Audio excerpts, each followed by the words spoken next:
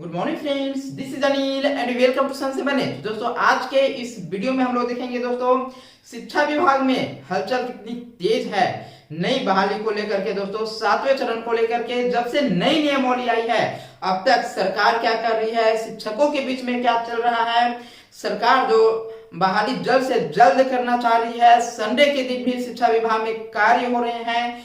शिक्षा विभाग बीपीएससी के अधिकारियों के बीच बैठक का दौर चल रहा है। दोस्तों किस तरह से जिला मिलेगा, जिला कैडर होगा, आपको कौन जिला लेना है, कहां आपको नौकरी करनी है, यह किस तरह से होगा। दोस्तों कौन सा चॉइस जिला चाहिए आपको, सिलेबस किस तरह का होगा, परीक्षा का कितनी पद है, कितनी रिक्तियां हैं, किस आधार पे आपको तैयारी करनी चाहिए कि आपका सिलेक्शन पक्का हो। इन तमाम चीजों के बारे में दोस्तों आज के इस वीडियो में हम लोग डिस्कशन करेंगे। आइए हम लोग शुरुआत करते हैं। इससे पहले यदि आप हमारे चैनल पर नए हैं, चैनल को जरूर सब्सक्राइब कर दीजिएगा और अपने दोस्तों को भी शेयर कर दीजिएगा, बिकॉज शेयरिंग इज केयरिंग।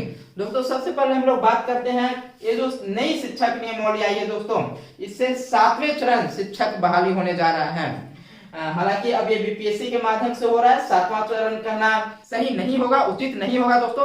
फिर भी खुद समझने के लिए, आपको समझाने के लिए हम लोग 7वां चरण कर रहे हैं। यहाँ पे 6ठा चरण तक की बहाली हो चुकी है, ठीक है। इससे कोई चरण वरण से मतलब है नहीं। लेकिन यहाँ पे जो देखिए जो रिक्त पद है, कितनी रिक्त पदें आ रही है दोस्तों और कितना ज्यादा यहाँ पे भीड़ है, किस आधार पे आपको तैयारी करनी होगी। बीपीएससी एग्जाम ले रहा है और इस एग्जाम के बाद ही आपका शिक्षक बनने का सपना पूर्ण हो सकता है दोस्तों। अभी तक जो था वो सीटेट बीटेट स्टेट जो क्लियर थे उनका आपका सिलेक्शन हो जाता था, नंबर के आधार पे उनका मेरिट बनता था, उनका सिलेक्शन होता था। लेकिन अब ऐसा नहीं होगा। अब आगे जो भी नियुक्तियां होंगी दोस्तों उन सबों में अब आपको बीपीएससी के द्वारा आपका एग्जाम दिया जाएगा और आपको क्वालिफाई करना होगा और इस आधार पे आप शिक्षक बन सकते हैं दोस्तों। तो देखिए सबसे पहले हम लोग देखते हैं यहाँ पे 7वें चरण को लेकर के और 1 to 5 में कितनी रिक्तियां हैं दोस्तों। तो 1 to 5 में 87,222 रिक्तियां हैं। ये पद है 1 to 5 का दोस्तों। और देखा जाए तो बहुत ज्यादा रस है, बहुत ही ज्यादा रस है, खासकर 1 to 5 में दोस्तों। 1 to 5 में जो बीएड किए हुए हैं वो भी आपके शामिल होंगे। आप अच्छे से समझ लीजिए, जो बीएड किए हुए हैं ये बीएड वाले भी यहाँ पे शामिल होंगे। डीएलएड भी कई जगहों से होती है। एक एससीईआरटी की जो संस्थाएं हैं जहां से आप रेगुलर डीएलएड करते हैं वो यहाँ पे शामिल होंगे। एक एनआईओएस जो डीएलएड है, एनआईओएस के द्वारा जो डीएलएड करवाया गया था वो भी यहाँ पे शामिल होंगे दोस्तों। तो सबसे ज्यादा जो रस है वो 1 to 5 में है और 1 to 5 में जो रिक्त पद हैं वो 87,222 पद हैं दोस्तों। और यहाँ पे बीएड वाले सारे शामिल होंगे, डीएलएड वाले शामिल होंगे, एनआईओएस वाले शामिल होंगे दोस्तों। इतना ज्यादा यहाँ पे रस है, ठीक है। बशर्ते जो बीएड है, डीएलएड है, एनआईओएस है, इन्हें सीटेट पास होना जरूरी है। यदि ये सीटेट पास हैं तभी ये शामिल हो सकते हैं, अदरवाइज ये शामिल नहीं हो सकते हैं। बीपीएससी जो एग्जाम ले रही है उस एग्जाम में जो भी सीटेट पास हैं वही शामिल होंगे। ऐसा नहीं है कि वो बीएड किए हुए हैं, डीएलएड किए हुए हैं, एनआईओएस डीएलएड किए हुए हैं और सीटेट क्वालिफाइड नहीं है तो वो शामिल हो जाएंगे। ऐसा बिल्कुल नहीं है, जो क्वालिफाइड है वही शामिल होंगे, ठीक है। आप सीटेट का जो सर्टिफिकेट देखिएगा उसमें जो जनरल कैटेगरी के हैं उनके लिए 90 होता है, जो ओबीसी हैं उनके लिए 82 पे वो क्वालिफाइड होते हैं। बिहार में जो जनरल की फीमेल्स हैं यदि उनका 82 से अधिक मार्क्स है और 90 से कम मार्क्स है तो भी वे यहाँ पे एलिजिबल हैं दोस्तों और बीपीएससी का एग्जाम में वो बैठेंगे। नेक्स्ट यहाँ पे देख लीजिए जो 6 to 8 है, 6 to 8 में मात्र 1745 पद है दोस्तों। 6 to 8 में मात्र 1745 है और यहाँ पर भी उतना ही ज्यादा भीड़ है दोस्तों। यहाँ पर भी आपके जो बीएड किए हुए हैं, जो डीएलएड किए हुए हैं, जो एनआईओएस से डीएलएड किए हुए हैं, ये सारे लोग यहाँ पर भी आपके शामिल होने जा रहे हैं। नेक्स्ट यहाँ पे देख लीजिए 9 to 10 में, 9 से लेकर के 10 तक के लिए एसटीटी का आयोजन हुआ था और जो एसटीटी क्वालिफाइड हैं वो लोग इसमें शामिल होंगे और इसमें कुल पदों की संख्या आपका 33,000 है, 33,000 है आपका। 9 to 10 के लिए इतना पद है और जो एसटीटी क्वालिफाई किए हुए हैं, एसटीटी आपका 2019 में हुआ था, चाहे वो मेरिट में है या नॉट इन मेरिट में है, दोनों लोग यहाँ पे शामिल होंगे दोस्तों। जो मेरिट में है वो भी यहाँ पे शामिल होंगे और जो नॉट मेरिट में है, जो नॉट मेरिट में है वो भी यहाँ पे शामिल होना चाहिए होंगे। उन्हें क्वालिफाइड होना जरूरी होगा। जो मार्कशीट आया हुआ था उसमें साफ साफ लिखा हुआ था क्वालिफाइड इन मेरिट और क्वालिफाइड नॉट इन मेरिट। तो क्वालिफाइड है, मेरिट में नहीं है, वो भी यहाँ पे शामिल होंगे, ठीक है, ये 9 to 10 के लिए। नेक्स्ट यहाँ पे देख लीजिए 11-12 के लिए। 11-12 में 57,000 सीटें हैं दोस्तों। 11-12 में 57,000 सीटें हैं और यहाँ पे जो स्टूडेंट्स हैं वो कम है और पद यहाँ पे ज्यादा है। एसटीटी मुझे नहीं लगता कि 57,000 एसटीटी क्वालिफाइड किए होंगे आपके 11-12 के लिए, क्योंकि वहां पे देखा जाए तो 30,675 जो थे, 30,675 कैंडिडेट थे जो कि मेरिट में आए थे एसटीटी में, और ऑल क्वालिफाइड जो थे वो ऑल क्वालिफाइड की बात किया जाए तो वो लगभग आपका 80,000 था सभी सब्जेक्ट को मिला करके दोस्तों। उसमें से आपके 9 to 10 और 11-12 दोनों इस 80,000 में शामिल हैं। ये जो 80,000 टोटल जो क्वालिफाइड थे एसटीटी, ठीक है, इसमें 9, 10 और 11-12 दोनों शामिल हैं और जिसमें 26,000 जो क्वालिफाइड थे ना वो सिर्फ और सिर्फ आपके सोशल साइंस के थे।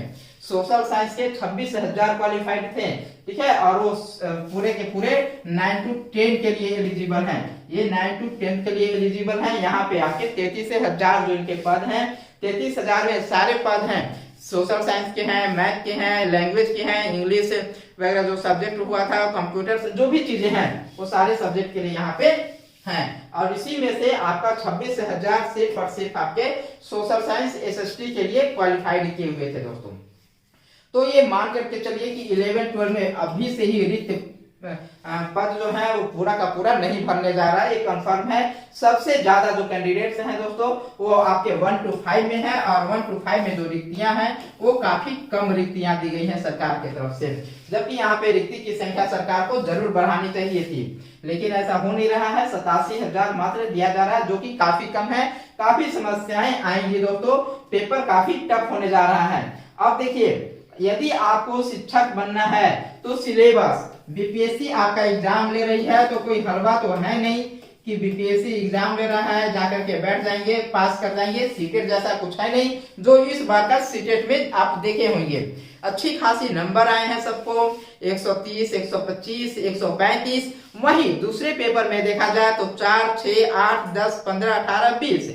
एक पेपर है जिसमें आप 118 नंबर लेकर के आते हैं, दूसरा जो पेपर है उसमें आप मात्र 18 नंबर लेकर के आते हैं, जहां पे 90 नंबर्स आपके कॉमन है, 90 मार्क्स पेपर 1 और पेपर 2 में देखा जाए तो कॉमन है। और वैसी कंडीशंस में आपके पेपर 1 में 118 और पेपर 2 में मात्र 18 नंबर, तो यहाँ तो क्लियर होता है कि कहीं ना कहीं जुगाड़ तंत्र का उपयोग किया गया है और इसके कारण अच्छी खासी संख्या में लोग क्वालिफाइड किए थे, अच्छे खासे नंबर लेकर के आए थे कि उनका मेरिट पक्का होगा, उनका सिलेक्शन पक्का होगा। लेकिन अब यहाँ पे देखिए बिहार सरकार की तरफ से नई नियमावली में ये जो बीपीएससी का एग्जाम हो गया तो यहाँ पे सारे लोग छन जाएंगे। यहाँ पे कोई जुगाड़ तंत्र काम नहीं करने वाला है दोस्तों।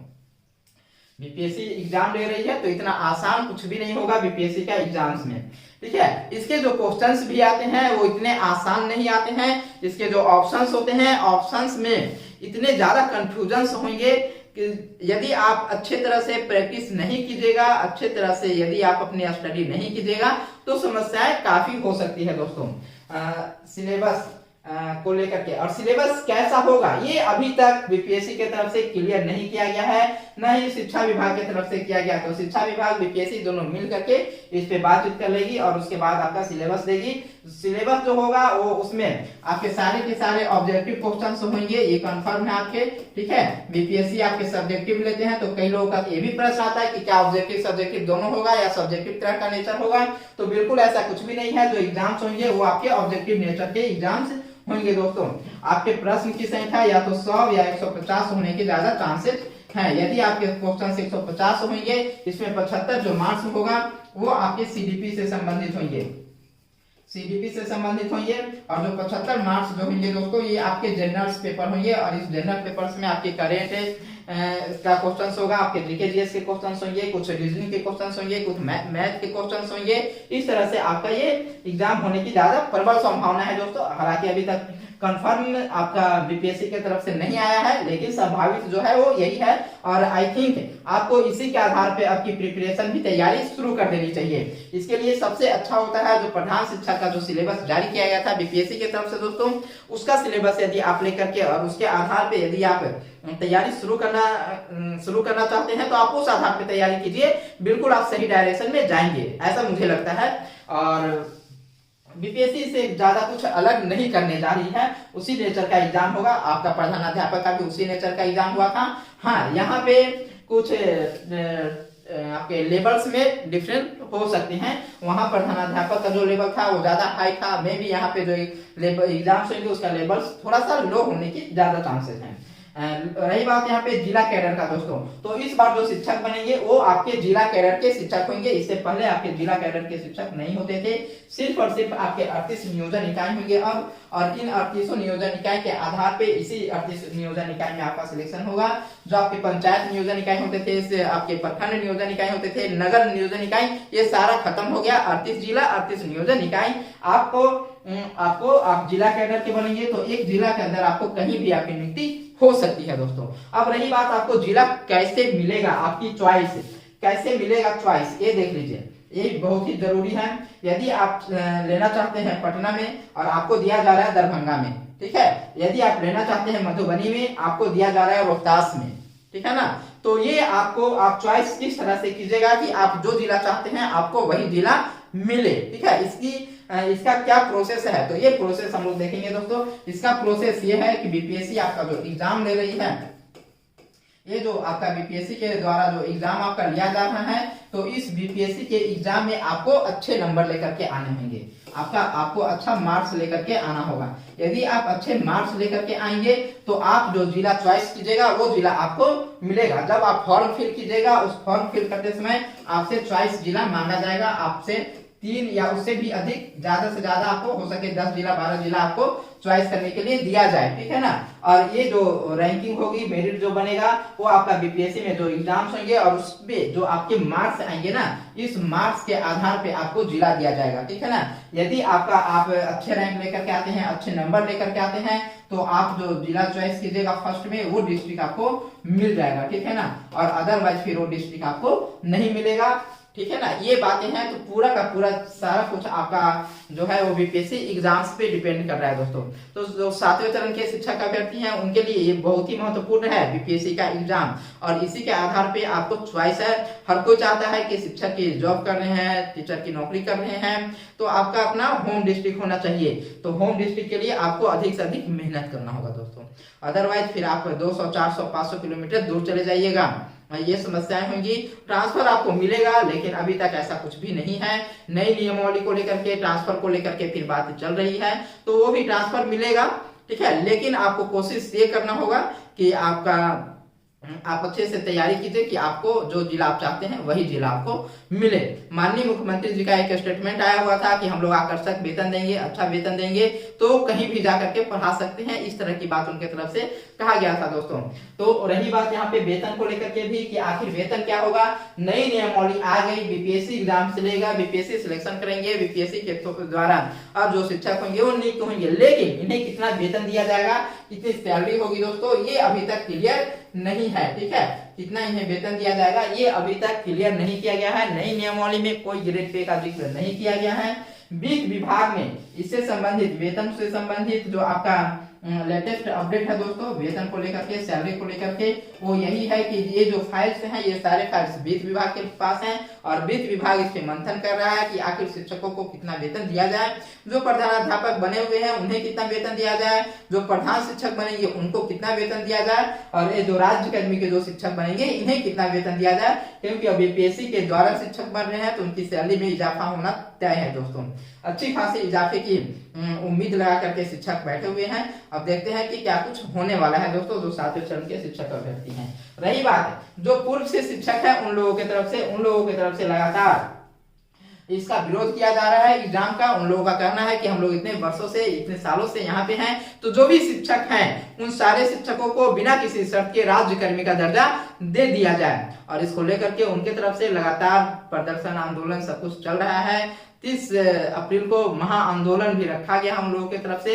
एक चरणबद्ध क्रमबद्ध तरीके से उनका आंदोलन आगे बढ़ रहा है दोस्तों। यदि सरकार नहीं मानती है तो उनका कहना है कि हम लोग विद्यालय में तालाबंदी भी करेंगे, यदि सरकार की तरफ से अभी सहमति नहीं दी गई।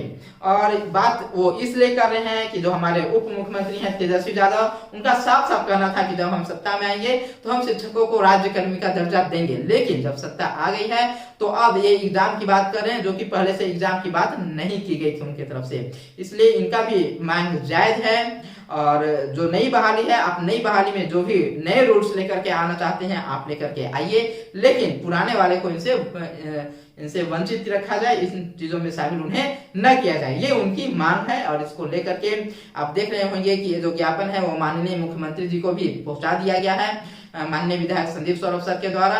और शिक्षा विभाग भी काफी सीरियस हो गई है, सरकार भी काफी सीरियस है, गंभीर है। और जो आंदोलन चरणबद्ध तरीके से जो आंदोलन है उसको लेकर के जो सरकार है वो हरकत में आ गई है, उनकी तरफ से लेटर जारी किया गया है। और चरणबद्ध तरीके से जो आंदोलन चल रहा है, इस आंदोलन को लेकर के एहतियात बरतने की बात की जा रही है सरकार की तरफ से दोस्तों। तो कहीं ना कहीं कोई प्रभाव, कोई असर दिख रहा है सरकार के ऊपर। बहरहाल आने वाले दिनों में जो भी अपडेट्स होंगे वो आपको जरूर सन से बने के माध्यम से दिया जाएगा। इस वीडियो में फिर मिलते हैं अगले वीडियो में। आप सन से बने के साथ बने रहें, वीडियो को लाइक कर दीजिएगा, शेयर कर दीजिएगा, चैनल पे जो भी नए हैं चैनल को जरूर सब्सक्राइब कर दीजिएगा।